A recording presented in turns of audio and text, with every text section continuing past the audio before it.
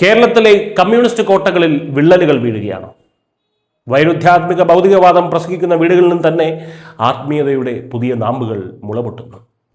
Chopan സിദ്ധാന്തങ്ങളെ നോക്കുകുത്തിയാക്കി സനാതനധർമ്മത്തിന്റെ വഴിയിലേക്ക് തിരിയുന്നവരുടെ എണ്ണം കൂടുകയാണ്. മലയാള സിനിമയിലെ തിരക്കേറിയ നായികയും കമ്മ്യൂണിസ്റ്റ് സഹയാത്രികയുമായ നിഖില വിമലിന്റെ വീട് തന്നെയാണ് ഇതിന്റെ ഏറ്റവും പുതിയ ഉദാഹരണം. അനിയത്തി ബീഫ് തിന്നുന്നതിന്റെ രാഷ്ട്രീയം പറയുമ്പോൾ ചേച്ചി സകലതും ത്യജിച്ച് സന്യാസത്തിന്റെ വഴിയിൽ. ഇതെന്തൊരു വൈരുദ്ധ്യമാണ്. സോഷ്യൽ മീഡിയയിലും പൊതുസമൂഹത്തിലും ഇപ്പോൾ ചർച്ചാ വിഷയം സ്വാമിനി അവന്തിക ഭാരതിയാണ്. മറ്റാരുമല്ല, പ്രശസ്ത നടി നിഖില വിമലിന്റെ സഹോദരി അഖിലയാണ് ഈ പുതിയ വേഷത്തിൽ തിരുനാവായയിൽ നടന്ന ദക്ഷിണേന്ത്യയുടെ കുംഭമേളയിൽ താരമായത്.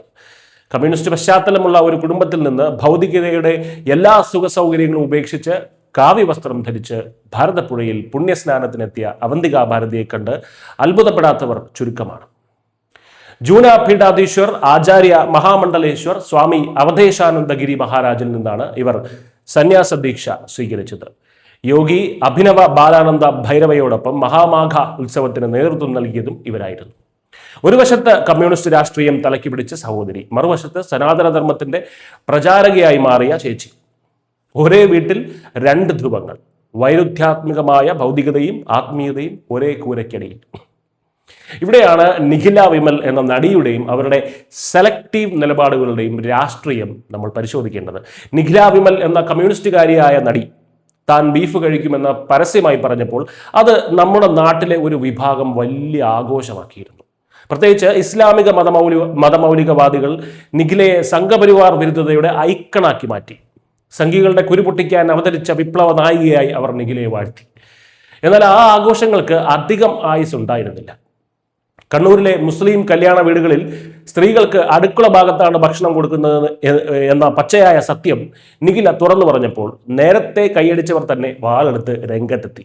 നിഖിലയെ സാമൂഹ്യ മാധ്യമങ്ങളിൽ കീറിമുറിച്ചു. അടുപ്പുകൂട്ടി ചർച്ചക്കാർ നിഖിലയെ ഗ്രില്ലിലിട്ട് അൽഫാമാക്കി വേവിച്ചെടുത്തു.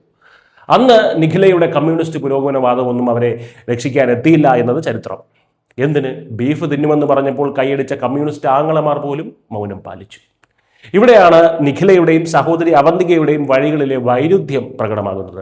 ഒന്ന്, കമ്മ്യൂണിസ്റ്റ് കുടുംബമായതുകൊണ്ടും, രണ്ട്, നിഖിലയുടെ നിലപാടുകൾക്ക് നേരെ വിപരീത ദിശയിൽ സഹോദരി സഞ്ചരിക്കുന്നത് കൊണ്ടും ഇതിലൊരു വലിയ രാഷ്ട്രീയ നർമ്മമുണ്ട്.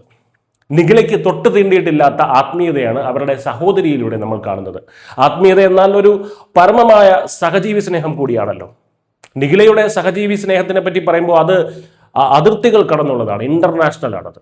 പലസ്തീനിലെ കുട്ടികൾക്ക് വേണ്ടി കണ്ണീർ പൊഴിക്കാൻ മുൻപന്തിയിൽ നിഖിലയുണ്ടായിരുന്നു. നല്ലത് തന്നെ. എന്നാൽ സ്വന്തം നാട്ടിൽ വാളയാറിൽ ദുരൂഹ സാഹചര്യത്തിൽ കൊന്നുകെട്ടിത്തൂക്കിയ ആ പാവം പെൺകുട്ടികൾക്ക് വേണ്ടി ഒരക്ഷരം ഉരിയാടാൻ ഈ നടിക്ക് സമയം കിട്ടിയിരുന്നില്ല. ശരി, കേരളത്തിലെ കുട്ടികളോട് നിഖിലയ്ക്ക് വലിയ സ്നേഹമൊന്നുമില്ല. അന്താരാഷ്ട്ര കുട്ടികളുടെ ദുരിതം കാണുമ്പോഴാണ് അവരുടെ മാനവിക ഉണരുന്നത് എന്ന് കരുതിയാലും അവിടെയും ഒരു പ്രശ്നമുണ്ട്. സുഡാനിലെയും നൈജീരിയയിലെയും കുട്ടികളുടെ കരച്ചിൽ നിഖിലയ്ക്ക് കേൾക്കാൻ ആകില്ല. ഇതാണ് കമ്മ്യൂണിസ്റ്റ് മാനവികതയുടെ ഇരട്ടത്താപ്പ്. ആ ഇരട്ടത്താപ്പെല്ലാം പേറുന്ന ഒരു നടി കൂടിയാണ് നിഖില വിമൽ. നിഖിലയുടെ മറ്റൊരു കണ്ടുപിടുത്തം എന്തെന്നാൽ മീനിനെയും കോഴിയെയും കൊല്ലാമെങ്കിൽ പിന്നെ പശുവിനെ കൊന്നാൽ എന്താ എന്നാണ്. മാധ്യമപ്രവർത്തകൻ നികേഷ് കുമാർ അത് എടുത്തു ചോദിച്ചപ്പോൾ കൊന്നാൽ എന്താണ് കുഴപ്പം, കൊല്ലുകയാണെങ്കിൽ എല്ലാത്തിനെയും കൊല്ലണം, അല്ലെങ്കിൽ ഒന്നിനെയും കൊല്ലരുത് എന്നായിരുന്നു നിഖിലയുടെ വിചിത്രവാദം. അതായത് വിശപ്പടക്കാൻ എന്തിനേയും കൊല്ലാം, പട്ടിയെയും പൂച്ചയും കൊല്ലാം, പാറ്റയും പല്ലിയും വരെ കൊല്ലാം. പക്ഷെ അങ്ങനെ കണ്ണിൽ കാണുന്ന എന്തിനേയും കൊല്ലാൻ കഴിയില്ല.